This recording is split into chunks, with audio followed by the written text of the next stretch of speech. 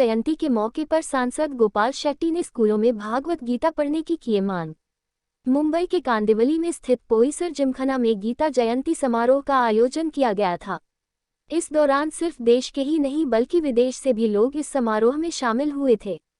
उत्तर मुंबई के सांसद गोपाल शेट्टी ने कहा, पार्लियामेंट जब हमने मुद्दा उठाया और कहा स्कूलों में भागवत गीता पढ़ना चाहिए, उसके बाद कुछ राज्यों में शुरू हो गया है, महाराष्ट्र में भी आने वाले दिनों में शुरू हो जाएगा, इसकी अपेक्षा है। लेकिन सरकार जब करेगी तब तक करेगी, हमें खुद कुछ न कुछ करना चाहिए।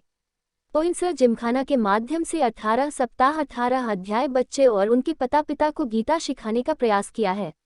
गोपाल शेट्टी ने कहा, देश के प्रधानमंत्री जब विदेश में जाते हैं और वहां के लोगों भागवत गीता देते हैं तो उनको जरूर यह लगता होगा पूरे देश को गीता में कर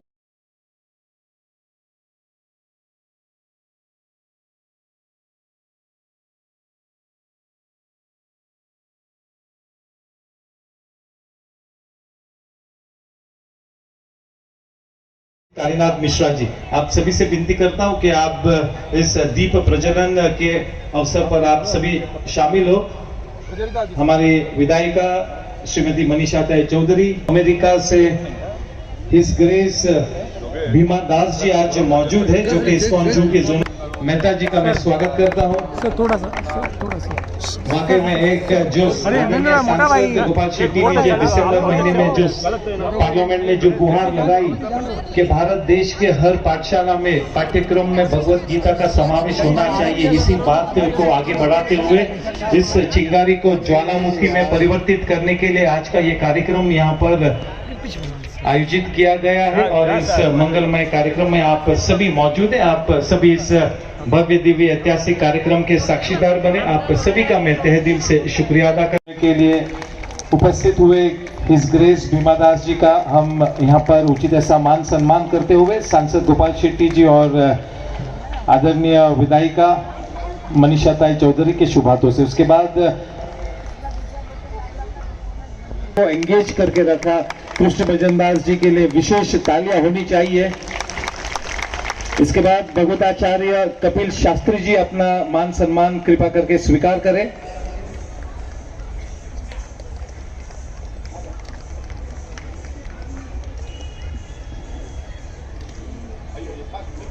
कपिल शास्त्री भजन दास जी का लेक्चर है और एक बहुत ही बढ़िया 16 मिनटों का एक ड्रामा है। अरे उसका ऐसा नहीं, लेकिन उसको ऐसा लेडीज है यार, थोड़ा सा करना पड़ेगा। पंडित कालीनाथ मिश्रा जी का मान सम्मान करेंगे करुणाकर शेट्टी जी और मुकेश भंडारी जी कर ही रहे हैं कि। इसके बाद कृष्ण भजन दास जी का एक लेक्चर होगा और फिर 15 मिनटों का एक डांस ड्रामा एंड फिर इसके हमको कहा गया था पूर्ण कॉलेज में।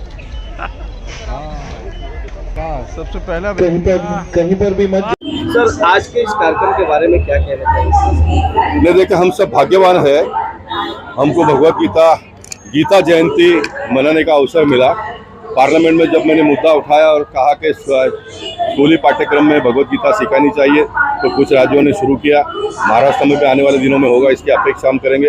लेकिन सरकार जब करेगी तब करेगी, हमने स्वयं होकर कुछ करना चाहिए। इस बात को ध्यान में लेकर हम लोगों ने पोईसर जिमखाना और इस्कॉन के माध्यम से 18 सप्ताह तक 18 अध्याय पूरा किया। बच्चों को और उनके माँ बाप को, माता पिता को सिखाने का काम किया। आज गीता जयंती के अवसर पर हजारों की संख्या में लोगों ने आकर उसका प्रतिसाद दिया। देश के प्रधानमंत्री जब विदेश में जाते हैं और वहाँ के नेताओं को भगवत गीता देते हैं तो उनके मन में जरूर ये होगा कि पूरे देश को, पूरे विश्व को गीतामय हमको करना है। मोदी जी अपना काम करेंगे, भगवान ने उनको उतनी बड़ी ताकत और ये दिया है, लेकिन हमको जो कुछ भी भगवान ने दिया उसके मुताबिक हम अपने परिसर में करेंगे। तो मैं मानता हूँ कि जिस स्कूल में हम पैदा हुए हैं उस स्कूल को अभिमान, उस स्कूल का गौरव बढ़ाने का एक अवसर हमको प्राप्त किया है, ऐसा मैं मानता हूँ। दूसरा सवाल ये था कि जिस तरह आप स्कूलों में पढ़ाने के विषय में थे, अभी किस तरह का आगे का प्लान क्या है? देखिए, भगवत गीता का उल्लेख मैं इस तरह से करूँगा, आप डॉक्टर बनते हो, इंजीनियर बनते हो, आर्किटेक्ट बनते हो, जो भी क्षेत्र में आप जाते हो, तो अपने आप को प्रोग्रेस पथ पर ले जाने का, देश को प्रोग्रेस पथ पर ले जाना, ये हमारे मन में सोच होती है।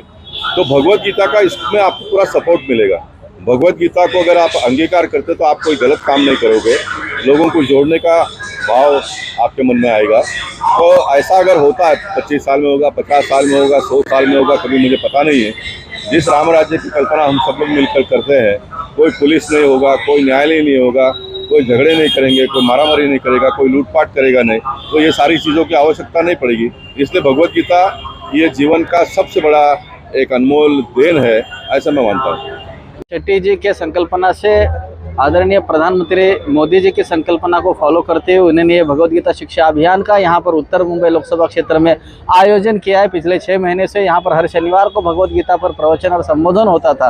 खास करके विद्यार्थियों के लिए हमने शिक्षाएं यहाँ पर चलाई और यहाँ पर हमारे आदरणीय शिक्षिका मुख्याध्यापिका दक्षा पाटिल मैडम जी के नेतृत्व में बच्चों को हमने सिखाया है। और आप लोगों ने देखा कैसे श्लोक पढ़ते हैं।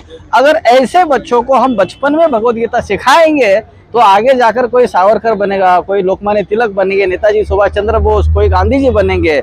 उनको टॉम एंड जेरी पोगो दिखाने से कोई ऐसे स्वतंत्र सेनानी कोई नहीं बन सकता। चाहेंगे आज के इस कार्यक्रम को लेकर बहुत ही शानदार तरीके से आज का यह कार्यक्रम करेंगे। सचमुच में क्योंकि ये कार्यक्रम बहुत ही शानदार हुआ।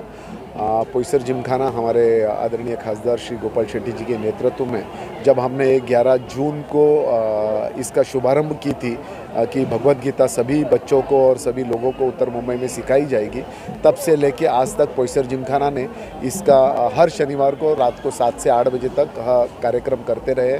गीता का पठन होता रहा। इसमें हमें इस्कॉन के कृष्ण भजन दास जी का बहुत ही साथ और सहयोग मिला, उनकी पूरी टीम का, और लगातार उन्होंने प्रेजेंस अपनी दिखाते हुए यहाँ के लोगों को भगवत गीता की सीख सिखाई।